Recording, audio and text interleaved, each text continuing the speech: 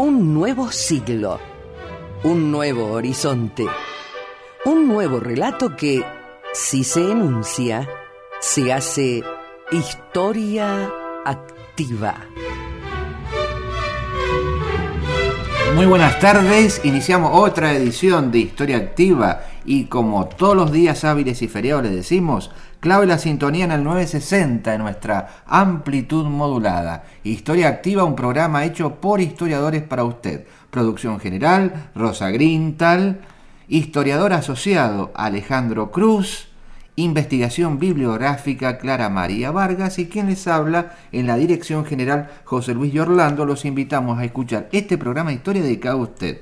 Buenas tardes, señor Alejandro Cruz. Buenas tardes, José Luis, y buenas tardes a toda nuestra querida audiencia de Historia Activa. Estamos aquí para comunicarnos con ustedes, como se puede hacer a través de los teléfonos fijos de la radio, 423-3822, o el mensaje grabado al 425-7931. Y también el mensaje de texto al 156-515-522, que es el celular de Radio Nacional. Nos pueden escribir a historia-activa@yahoo.com.ar, nos pueden leer en www.netlog.com/historiaactiva, nos pueden escuchar online a través de www.radionacional.com.ar, etiqueta emisoras, etiqueta LRA6 Radio Nacional Mendoza. O bien nos solicitan amistad en nuestra página de Facebook. Los estamos esperando con los brazos abiertos. Muchas gracias a todos los que nos escriben, nos felicitan. Gracias a Julio Herrera, gracias a Sergio Cancinos, gracias a Maxi Rivas, a todas las personas que están siempre en contacto con nosotros, a Virginia Reis, que también es una de las que nos comentan cosas, nos sugieren cosas, y Chichu Panaciti también. Saludo a todos ellos y a nuestros viejos oyentes del aparato de radio de hace tantos años, a Ángela, a la señora Manrique, su hijo, etcétera, etcétera. De la época de la radio a válvula, porque cuando nosotros comenzamos, debemos decir que la radio a válvula todavía estaba en funcionamiento. Coexistía con la radio a transistor y todavía no venía la otra tecnología. Es así, nosotros lo aceptamos.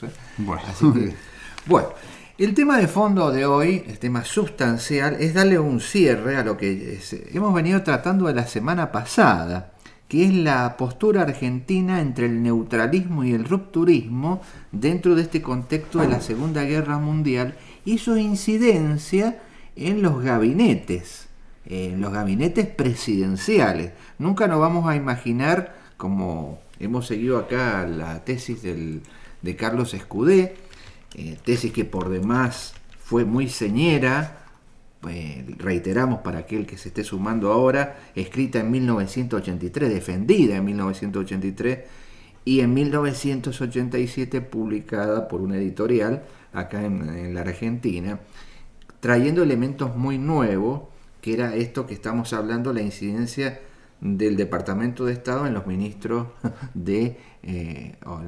o gabinetes presidenciales, tanto entre comillas democráticos, digo democrático porque nacían del fraude patriótico, llámese esto Ortiz, Castillo, ¿no es cierto? Y después el gobierno de facto, a partir de 1943. Eso lo debemos tener presente. Debemos tener presente también cómo no pudieron romper el tándem hecho por Farrell y Perón, ¿sí? Todo esto vos también te explayaste ayer. Bueno, debo decir, porque Alejandro está como historiador asociado a cargo del programa también. Muchas veces se preguntarán ustedes qué es un historiador asociado. Es el asociado de llevar adelante nuestra historia activa. Es como una cátedra universitaria, ¿sí?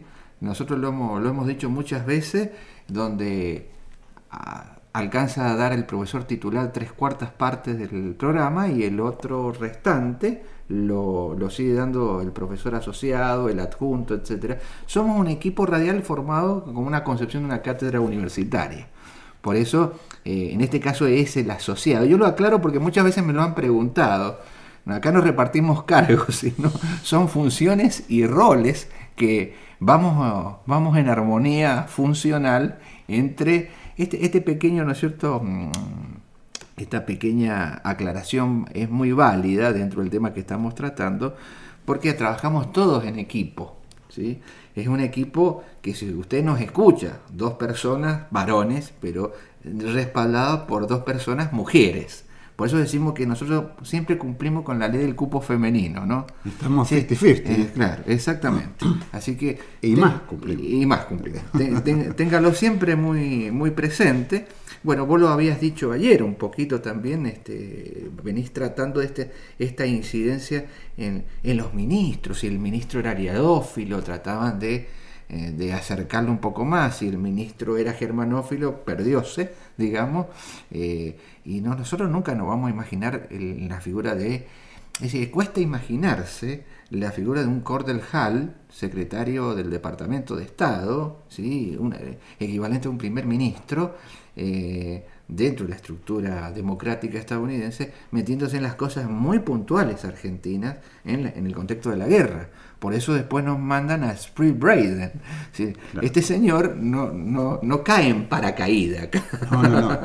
Vamos a decir que es un digno pollo, claro, de Cordell Hull, claro, que estaba preparado para venir con una sola misión, que era destruir al gobierno nacional.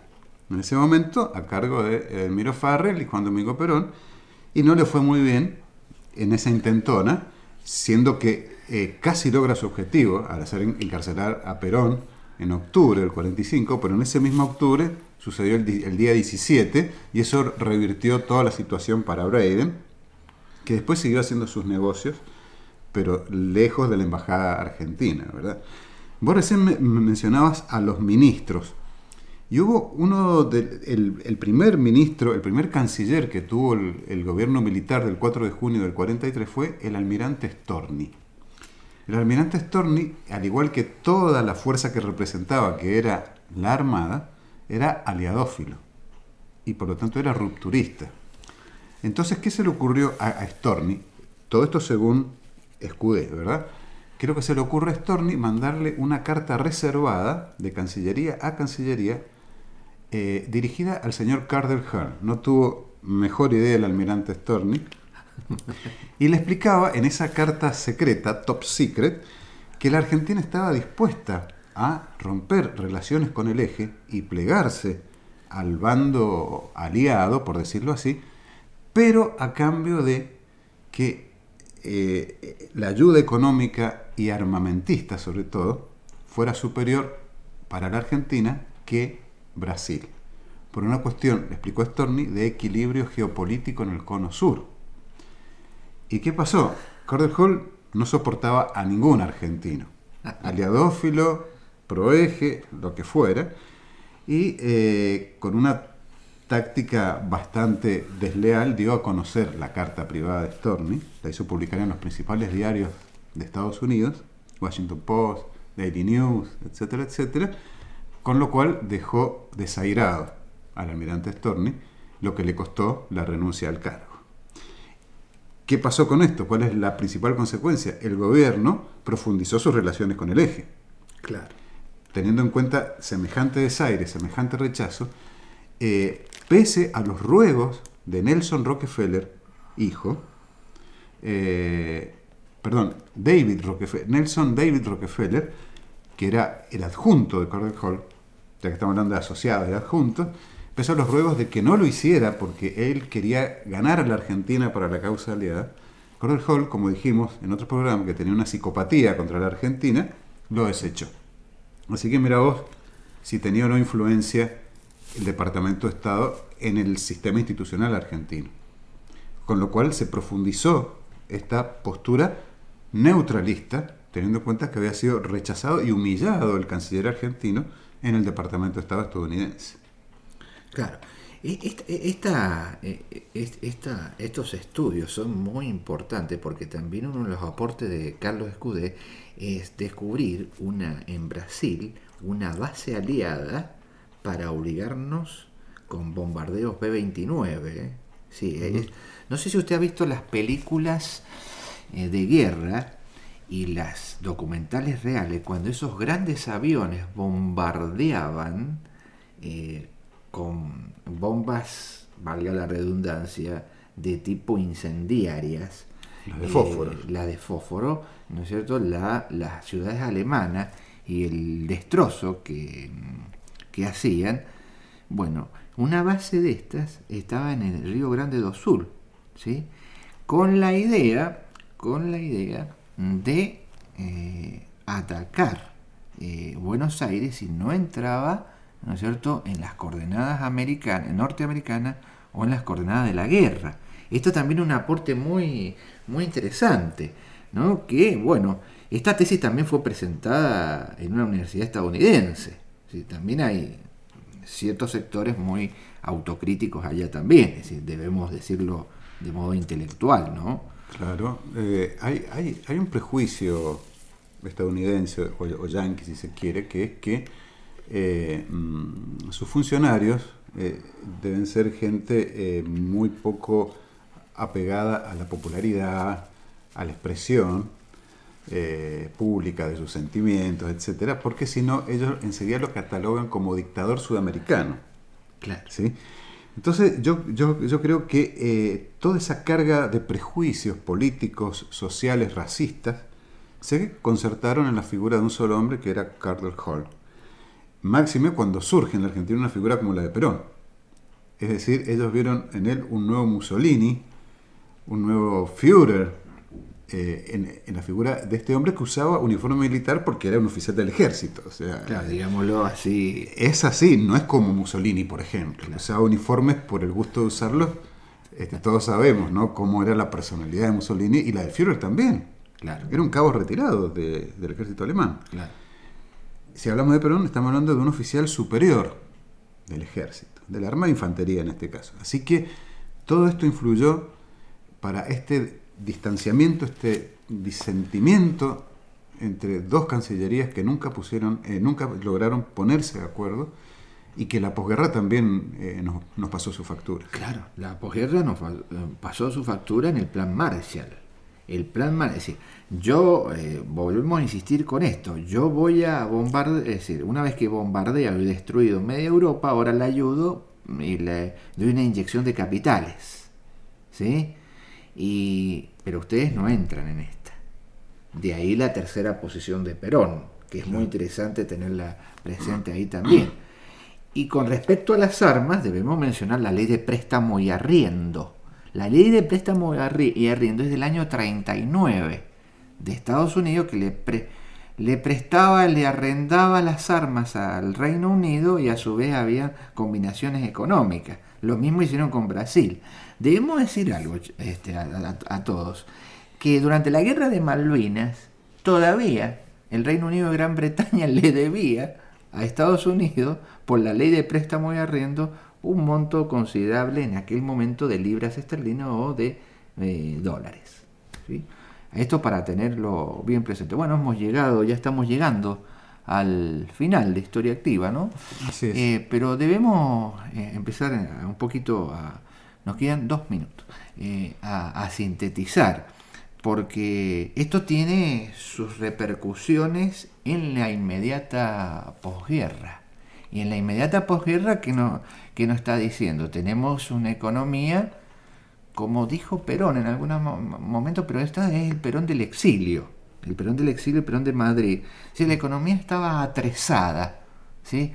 Como que la economía estaba encapsulada, ¿sí? Esto es muy interesante tenerlo presente en las percepciones económicas de aquel momento. Estamos hablando de un gobierno popular de posguerra, y con el fantasma de la Tercera Guerra Mundial, claro, que también lo inventaron, el fantasma de la Tercera Guerra Mundial. Debo decir que mucha gente vino a la Argentina de diversos países europeos por temor de una Tercera Guerra Mundial. Sí, sí, y estaba en el ánimo de las potencias ganadoras de difundir ese rumor, ese fantasma. Claro, de darle alas. Si no nos dan bolilla, ojo que se puede venir la tercera. Claro. Es decir, cuando ya habían formado 2 núcleos como la OTAN y el Pacto de Varsovia. Exacto. Así que bueno, esto es un poco para reflexionar. También vamos a dar cabida a lo que vos también decías ayer, el género de las biografías, sobre todo los oyentes que nos piden sobre los personajes de Mendoza. Ya nos vamos a dedicar nobleza obligada. Tiempo final, hemos llegado al final de Historia Activa. Bueno, sigan mañana con Alejandro Cruz en Historia Activa, a cargo del equipo, justamente. Gracias María del Carmen Jurisic en la operación técnica. Hasta mañana. Historia Activa.